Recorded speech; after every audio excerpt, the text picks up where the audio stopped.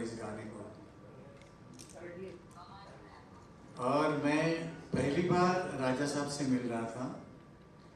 इलैयाराजा जी जो भारतवर्ष के one of the top most और हाईएस्ट टैलेंटेड संगीतकार, जिन्होंने मुझे खूबसूरत गाना दिया। जब पहली बार मैं मिला, सिंपल सा आदमी, छोटी कद, सफ़ेद कुर्ता और लुंगी सफ़ेद और भस्म लगाया हुआ था। और ऊपर वाला साक्षी है, मैं बहुत ज़्यादा उनके बारे में नहीं जानता था, क्योंकि साउथ इंडियन फिल्म्स की तरफ म्यूजिकली मैं बेध्यान था। एक तो सबसे पहले लैंग्वेज की प्रॉब्लम थी, मगर संगीत तो सारे वर्ल्ड में वही है, सारे गामा पाधा निसा सानी तबा मगारेसा। मगर होता है ना कि एक वर्ड समझ में आए म्यूजिक के साथ साथ, तो उस गाने का ज़्यादा मजा आता है। तो राजा साहब को मुझे उत्तम सिंह जी हमारे संगीतकार हैं और केसी लॉर्ड, वो दोनों जने लेके आए थे कि इनके सदमा के 2 गाने गाने हैं, नई फिल्म है और पहली हिंदी फिल्म कर रहे थे राजा साहब। मगर इतना मज़ा आया। मुझे याद है ए ज़िंदगी जब गाना रिकॉर्ड हो रहा था, कोई 150-200 म्यूजिशियंस थे और उसके अलावा गाना सुनने के लिए हमारी इंडस्ट्री के बहुत बड़े बड़े म्यूजिशियंस, कुछ म्यूजिक डायरेक्टर्स खाली गाना सुनने आए थे कि राजा साहब किस तरह काम करते हैं। आप सोचिए वो मंजर क्या होगा। वो बहुत बड़ा उत्सव था फिल्म सेंटर में। और मज़े की बात है कि पहले 2, 2.5, 3 साल,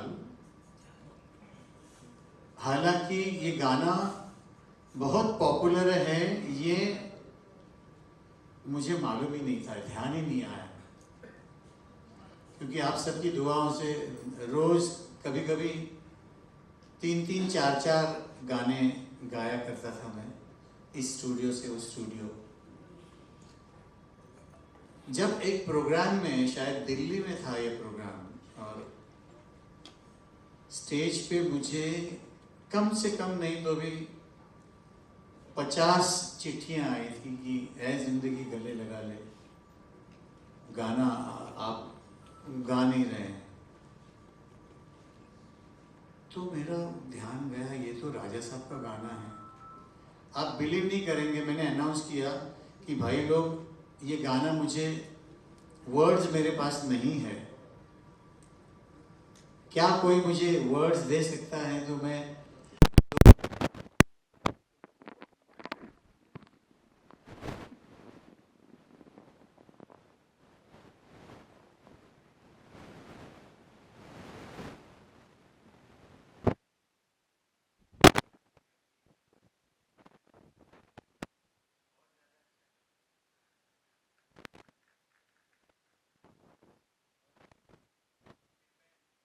अंदर गया, गाना 2-3 बार सुना मैंने, और फिर मैंने आके वो गाना, और मुझे 3 बार गाना, हमारे बच्चे ने ही गाया है, मेरे बेटे जैसा है अरिजीत सिंह। और जब श्रीदेवी जी इस दुनिया में नहीं रही, तो कम से कम जब जब भी उनका यूट्यूब पे या कोई खबरों में आता था, तो पीछे ये गाना बजता था। तो ये गाने की, ये किस्सा है इस गाने का। एक किस्सा सुरेश जी ने ही मुझे बताया, आपको बड़ा मज़ा आएगा उसको सुन के, बातचीत निकली है। तो जब इलैयाराजा साहब आए और साहब ने देखा, तो एक ईश्वर स्वरूप, एक वो व्यक्तित्व हैं, और एक ईश्वर जब दूसरे ईश्वर से मिलते हैं तो आपस में एक दूसरे की चीज़ें से वो होती हैं। उस टीम में एक 14 या 15 साल का बच्चा था, वो कीबोर्ड बजाता था, बहुत बढ़िया कीबोर्ड बजाता था, इतना बढ़िया कीबोर्ड बजाता था।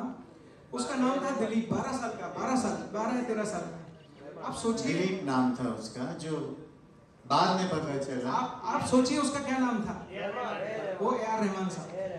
तो आप सोचिए कि मतलब ये ऐसे कुछ, बस इसी तरह के कुछ किस्से, कहानियां, अनकही कहानियां हमारे इस प्रोग्राम में आएंगी। यही इसका थीम है, यही है कि आप लोग सब एंजॉय करेंगे अपनी लाइफ को। जिस प्रकार से आप भी समझते हैं कि हमारी लाइफ में कितनी परेशानियां हैं, लेकिन कुछ छोटी सी खुशियां हमारी उन सब परेशानियों को दूर कर देती है। वही है ये ए जिंदगी गले लगा ले विद सुरेश वाडकर साहब। और ये मेरा वादा है दोस्तों आपसे कि इस प्रोग्राम में जितना सुरेश वाडकर साहब ने जान डाली है, मैं इतना बता सकता हूं कि आप सबकी जिंदगी, आपकी जिंदगी आपको गले जरूर लगाएगी। और बहुत खट्टे मीठे हमारे जो अनुभव है, किस्से हैं, वो इस प्रोग्राम में आने वाले हैं, जो हो सकता है आप लोगों ने नहीं सुने हो। तो खट्टे और मीठे, तो आप जान सकते हैं खट्टे में कितनी खटास होगी और मीठे में कितनी मिठास होगी। 2 से 3 पेज लिखे जा सकेंगे आराम से खट्टे में आप लोगों के लिए। तो मैं बहुत आभारी हूँ कुमार भाई का, और नाम भी इनके प्रोडक्शन का स्टूडियो रिफ्यूल।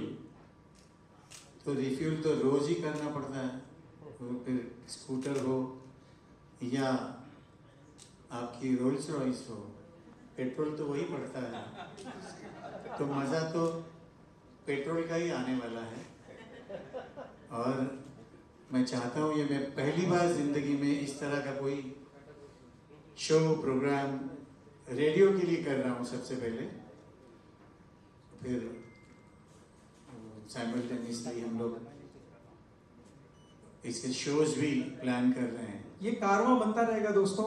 ये एक फूल है, एक प्यारा सा फूल है, ऐ जिंदगी गले लगा ले, जिसकी खुशबू महकना बहुत जल्दी शुरू कर देगी, और आप उसकी खुशबू सूंघ के इतना आपको फ्रेशनेस मिलेगी, और ये कारवां आगे बढ़ता चला जाएगा, चाहे वो शोज के माध्यम से हो, चाहे पॉडकास्ट के माध्यम से हो, लेकिन मज़ा आप सबको ज़रूर आने वाला है।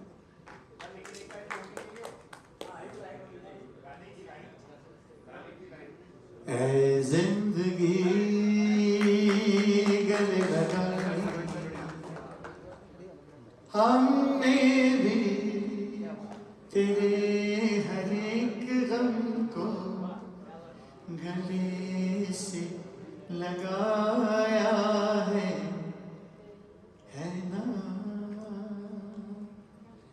दोस्तों मैं चाहता हूँ ये पूरा ये गूंज उठे, ये इतनी सुरीली आवाज जो आप सुन रहे हैं। वी आर ब्लेस्ड कि सुरेश जी हमारे बीच में लाइव आपको ये गाना देंगे। ये एक बहुत बड़ा आशीर्वाद है। आप बड़े, आप उम्र में छोटे भी होंगे और बड़े भी हैं, लेकिन ये आशीर्वाद स्वरूप आप इसे प्लीज लीजिए और एक जोरदार ताली बजा दीजिए। कुमार जी, इसमें बहुत सारे ऐसे मेरे दोस्त हैं जो सामने बैठे हुए हैं, जिन्होंने मुझे भरपूर बालों में देखा हुआ है। आज भी मेरे सिर पर भरपूर बाल हैं, मगर वो बाल ही है। तो बहुत सारे लोग हैं, ये इनके पापा औरंगाबाद का जी हैं, हमारे मुंडे साहब हैं, बहुत सारे लोग हैं। हमारा कहाँ गया वन जीवांशु, उधर बैठा हुआ है, सब बाल गोपाल हैं। और मैं जब बहुत अच्छे दोस्त मिलते हैं तो मैं बहुत अच्छा जुमला यूज करता हूँ कि आज हम सब पुराने पापी इकट्ठे हो गए। अरे पाप के लिए जोरदार तालियां बजा दीजिए। कितना पुण्य है इस पाप में, कोई सोच नहीं सकता। पुराने पापी नहीं सर, पुराने चावल। यस, ऐसे भी बोल सकते हैं। बस ओवन में गरम कर रहे हैं, खुशबूदार चावल है।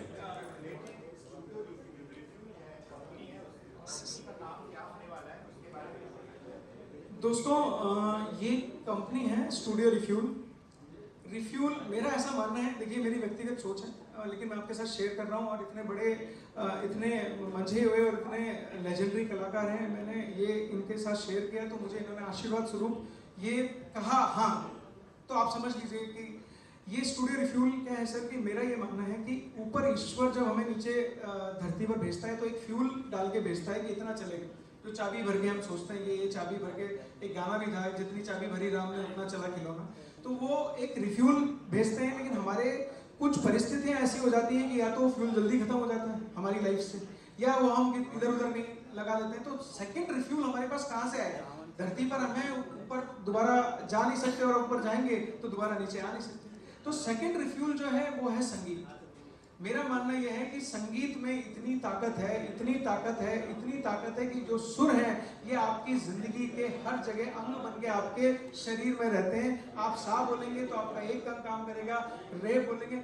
मेरा मानना है, और इस संगीत के इतने बड़े महान गुरु जिनको बोल सकते हैं, जो इस संस्कृति को आगे बढ़ाने जा रहे हैं और इस संस्कृति को पूरे जोर शोर से आगे बढ़ा रहे हैं। तो मेरा ये मानना है कि स्टूडियो रिफ्यूल का मतलब सिर्फ ये था कि आप सब लोगों को जो आप डिजर्व करते हैं ऐसा संगीत दोबारा से दिया जाए, और इसी मुहिम को लेके हम लोगों ने ये शुरू किया दोस्तों। और ये फ्यूल जो है तो कभी ना खत्म होने वाला फ्यूल है।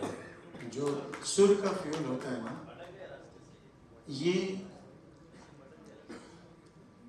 उसको स्टार्टर भी नहीं लगाना पड़ता है, तो अपने आप चल पड़ता है। तो ये क्योंकि अध्यात्म के साथ गाना बजाना जुड़ा हुआ है, तो वो तो आपको ऊपर वाले के साथ जोड़ ही देता है।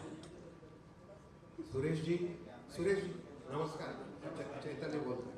अच्छा, कल आपका जन्मदिन है, तो क्या बहुत ही मतलब शुभ ये इत्तेफाक है कि आप जिंदगी को दोबारा गले लगा रहे हैं, क्योंकि जन्मदिन के अवसर पर वी सेलिब्रेट और बर्थडे, तो इसके और तो ये कोइंसिडेंस के बारे में कुछ बताइए कि ये बर्थडे का। ये बहुत अच्छा और बहुत खूबसूरत कोइंसिडेंस हुआ है। सडनली कुमार जी और रमन भाई आए मेरे पास, सुरेश जी हम लोग ऐसा ऐसा,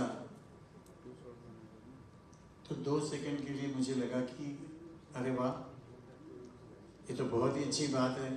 और रेडियो के लिए मैंने कभी फौजी भाइयों के लिए गया था, या कोई इंटरव्यू हो उसके लिए गया था, मगर ये प्रोग्राम जो होगा कि मैं अपने खट्टे मीठे किस्से गानों के साथ मैं लोगों को सुनाऊंगा। और ऐसे गाने हैं जो लोगों ने सुने होते हैं। बहुत बाज़ वक्त ऐसी चीज़ें होती है कि मैं कहीं जाता हूँ और समझ लीजिए इंडिया में भी या इंडिया के बाहर कोई गाना गाता हूँ, तो सडनली लोग एक दूसरे को देखते हैं, अच्छा ये इन्होंने गाया हुआ है। तो ये कब पॉसिबल होता है? जब आपके गाने रेडियो पे बहुत ज़्यादा बजे जाते हैं। दोस्तों ये बहुत बड़ा सच है, रेडियो हमारी जिंदगी का एक इतना बड़ा आयाम है। मेरा ये मानना है कि कोई भी किसी भी तरह के क्वालिटी का चीज़ आप रिपीटेटिव बजाएं तो एक पल को ये लगने लगता है कि हाँ ये अच्छा है, लेकिन आप अच्छी चीज़ को, बेहतरीन चीज़ को और इतनी सुरीली चीज़ को आप बार बार बजाएं, तो यही इसकी मर्म है, यही इस प्रोग्राम की आत्मा है कि किसी भी प्रकार से ये प्रोग्राम रेडियो पर आए, आप वो सुरीले गाने, वो सुरीला संगीत दोबारा से सुनना शुरू करें। ये मुहिम में आप सब लोगों का साथ 95% हैं जो दूसरा कंटेंट देते हैं, मैं उसके बारे में कुछ ज़्यादा नहीं बोलूँगा, लेकिन हम 5% में से हैं। अभी 5% कैसे उन 95% को जीत पाए, उसमें सिर्फ और एक ही साथ दे सकते हैं, वो सब आप लोग हैं। मैं आप लोगों से ये गुजारिश करूंगा दोस्तों कि इस पूरे प्रोग्राम का मर्म समझें, सुरेश जी की एक साधना समझें इसको, कि वो इस अपने हर एक क्षण को वो संगीत के साथ जीना चाहते हैं। मैं ये चाहता हूँ कि सुरेश जी का कल बर्थडे, हम सुरेश जी के साथ जीवन भर रहे, उनकी उम्र हमारी सबकी उम्र भी लग जाए, वो इतना आगे व्यक्तित्व को बढ़ाएं और इस मुहिम को इतना आगे चलाएं। बस ये सब आप लोगों का आशीर्वाद, आप लोगों की दुआ से है। इसके लिए मैं आपसे बहुत बहुत धन्यवाद बोलता हूँ आपको, और ये आप साथ दें इस मुहिम में तो हम लोग आगे बढ़ जाएंगे। सर पूरा साथ। सुरेश जी अरिजीत ने भी ये गाना गाया है, तो आपको उनकी गायकी के बारे में क्या कहना? खैर वो तो किसी इसके लिए मोहताज नहीं है, लेकिन क्या कहना चाहेंगे? बहुत अच्छा गाने वाला लड़का है, और मुझे अगर पूछें अरे बीच में पानी लेके आया। तो बहुत तैयार सिंगर है वो।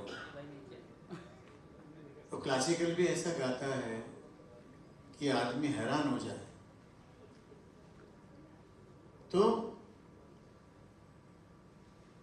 और हमारे बेटों जैसा है। पद्मा को तो अभी भी वो मॉम ही बोलता है, क्योंकि उसकी फेम गुरुकुल में ये उसकी मेंटोर थी। क्या बात है। सबसे ज्यादा दुख लगा जिस दिन उसको इन्होंने निकाल दिया 5वें नंबर पे, 6ठे नंबर पे। पद्मा इतना रोई थी आके घर में, और मुझे रोज कहती थी कि सुरेश जी आप उस लड़के को सुने आप, क्योंकि वो सही में म्यूजिकल दुनिया में अपने आप में ही मस्त रहता था वो। बाकी के बच्चे हो सकता है मस्ती कर रहे हुए उधर, ये एक कोना पकड़ के सुरमंडल लेके गाने का रियाज करते बैठता था। जब उसका मैंने गाना सुना है जिंदगी, बहुत खूबसूरत लगा।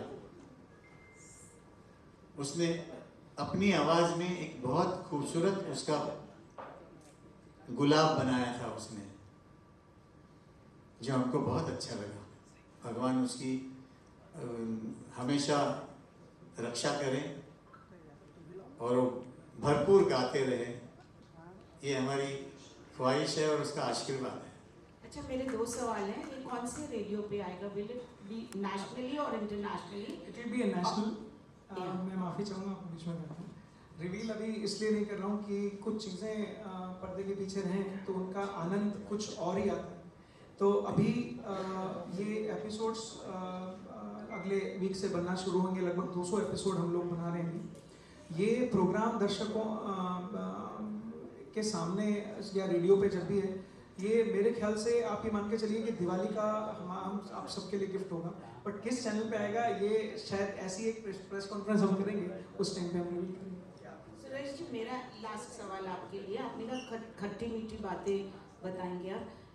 मीठी बातें तो खैर बताएंगे ही, खट्टी बातों को कितना एडिट करेंगे? खट्टी बातों को एडिट नहीं किया जाता है, क्योंकि वो होती ही खट्टी है, तो कितना एडिट करेगा इंसान। आई प्रॉमिस कोई खट्टी बात एडिट नहीं होगी। खट्टी बात सुन के ही तो आपके मुंह में पानी छूटेगा ना, तो उसको तो पूरी बोलनी पड़ेगी। और शायद वो सीख होगी इतने बड़े लेजेंडरी इंसान जिसके लिए खट्टी होगी ना, उसकी जिंदगी बदलेगी। क्यों? क्योंकि उसको किसी ने बोला नहीं कि जब आदमी कलाकार बहुत बड़ा बन जाता है, बहुत आगे बढ़ जाता है, तो उसकी कमियां किसी को नजर नहीं आती, उसकी अच्छाइयां नजर आती। लेकिन इतना बड़ा लेजेंडरी एक व्यक्ति जब वो खट्टी बात बोलेगा तो वो इतना ज्यादा, मतलब उसको कहते हैं ना, चंदन और पानी में सब कुछ हो जाएंगे, उनकी ग्रोथ और बढ़ जाएगी इससे। देव जी, आप IIT से एंकर और प्रोड्यूसर बन गए, इसके ये कैसे हुआ? देखिए, ये सब माता और पिता का आशीर्वाद होता है। हम तो कुछ होते नहीं है, जीन्स होते हैं। आप जो मेरे पिताजी कथावाचक थे और बड़े ही सुरीले गीत भजन गाया करते थे। उसी तर्ज पर हम लोग कुछ आगे बढ़े। लेकिन जीवन देखा जाए तो बहुत कठिन है और देखा जाए तो बहुत सरल भी है। आप कैसे अपनाते हैं इस बात को आपको देखना होता है। बट कठिनाइयों का जो जीवन होता है उसमें बहुत कुछ सीख मिल जाती है इंसान को। तो ये यूँ मान लीजिए कि जैसे किसी को जीन्स में डायबिटीज़ होती है, किसी को वो होती है। मुझे संगीत नहीं आता है, मैं इतना ज्ञान नहीं रखता संगीत का, लेकिन हाँ, मैं संगीत के लिए जीता हूँ। ये प्रोग्राम यहाँ आना, सुरेश जी तक मुझे पहुँचाना, रमन भाई का माध्यम, सचिन भाई का माध्यम यहाँ तक ले आए, तो मैं खुद नहीं आया। ये किसी ईश्वर की लीला है जिसको मैं सिर्फ, उन्होंने मेरी उंगली पकड़ी और मैं यहाँ तक चलाया। इसमें मेरा कोई योगदान नहीं है, कोई भी योगदान नहीं है सर। मुझे जिस लायक ईश्वर ने बनाया, मेरे माता पिता ने बनाया, मेरे दोस्तों ने बनाया, मैं उसी तर्ज पर आगे बढ़ रहा हूँ। आगे बढ़ने से पहले सुरेश सर चरखा गाना सुनना चाह रहे थे सर, सारे रिपोर्टर्स। उन्होंने पहले ही बोला था कि सर आएंगे तो चप्पा चप्पा चरखा चले। क्या बात है, तैयारी पूरी है।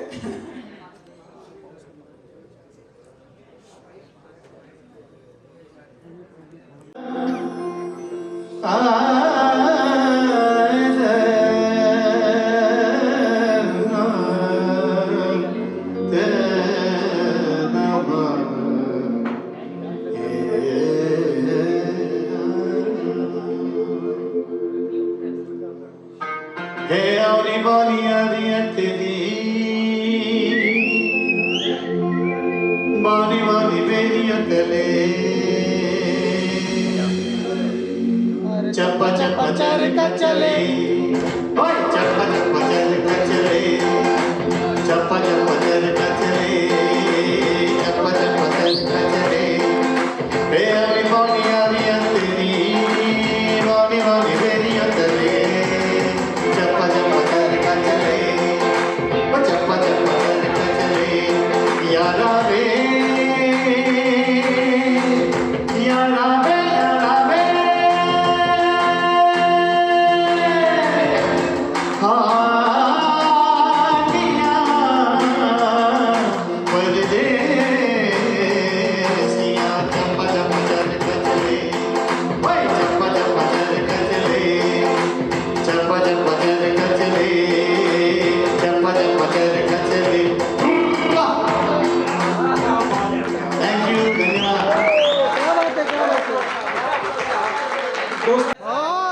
जोर से बोलो। जय माता दी। जोर से। पाठशाला है, पाठशाला विद्यापीठ, संगीत का विद्यापीठ।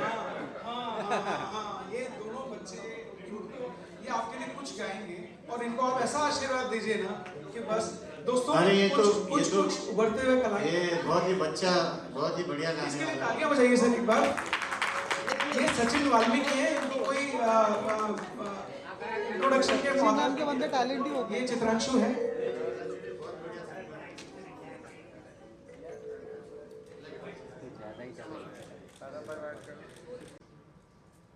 अच्छा गा सकता है अगर मैं इसको गाना सिखवाऊं, मगर हम लोग अफोर्ड नहीं कर सकते थे, तो मुझे गुरुजी के पास लाके उन्होंने छोड़ दिया कि पंडित जी आप इसको, मुझे ना इसको बैरिस्टर बनाना है ना डॉक्टर बनाना है, मगर मेरा बेटा एक अच्छा गाने वाला होना चाहिए, इसके लिए हम इसको इधर छोड़ देते हैं। हम लोग कभी आएंगे नहीं, पूछेंगे भी नहीं, बस आप इसको गाना सिखा दीजिए। तो मैं बड़ा भाग्यशाली हूँ कि मेरे मदर फादर ने ये मेरे लिए सोचा। तो उन्होंने कभी किसी से एक नया पैसा फीस नहीं लिया। पहली बैच वो म्यूनिसिपल स्कूल से लाए थे। ऐसे ही मैं 8 या 9 साल का था तब उनके पास गया। फिर जिसको सदगुरु मिल जाता है जिंदगी में, उसको सब कुछ मिल जाता है। तो मैं गुरु घर में रह के गाना सीखा, मेरी पढ़ाई लिखाई पूरी की। तो गुरुजी के जाने के बाद मैंने सोचा कि कहाँ कश्मीर से आए थे, हम बच्चों को अपने पैरों पे खड़ा किया है उन्होंने।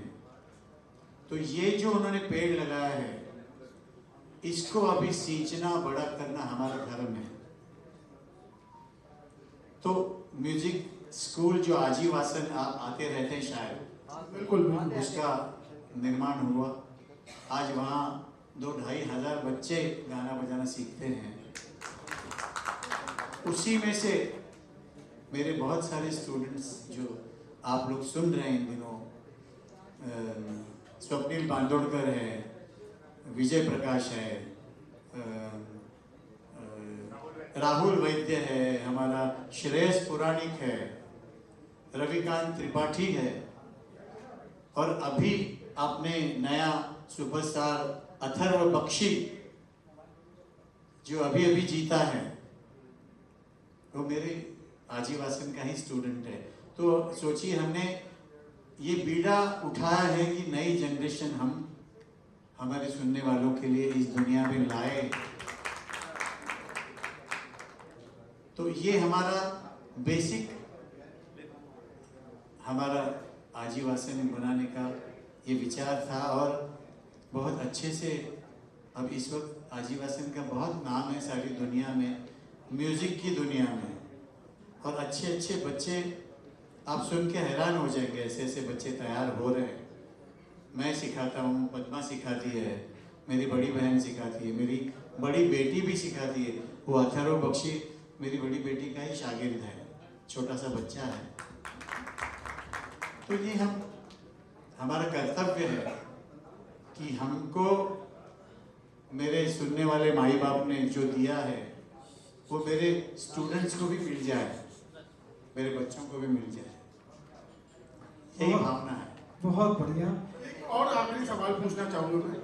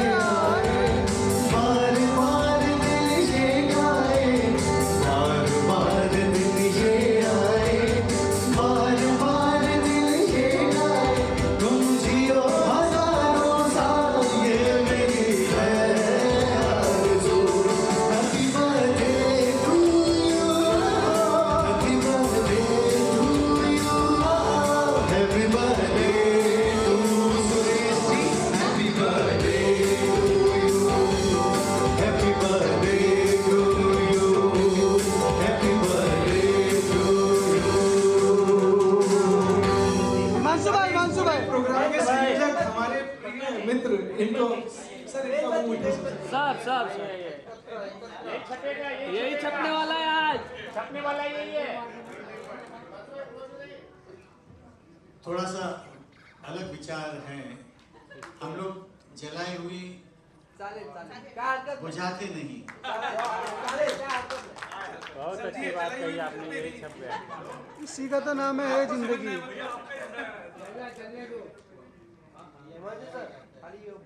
Once more safety. छोटा परिवार सुखी परिवार। चलो पाटे।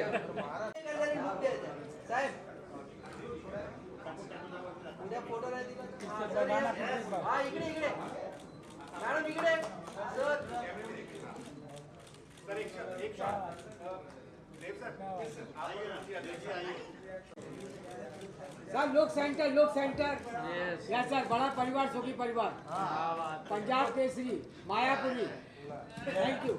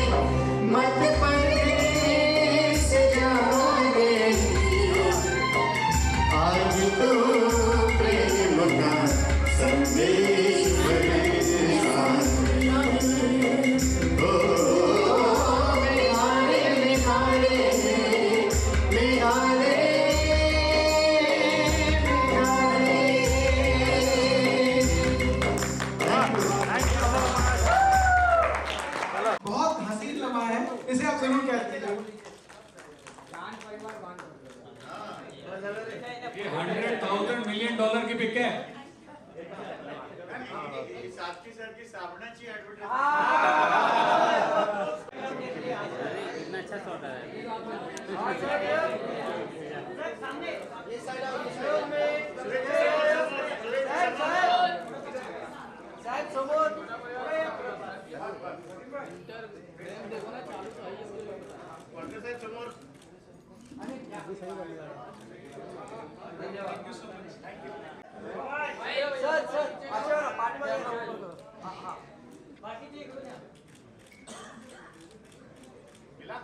मिला मिला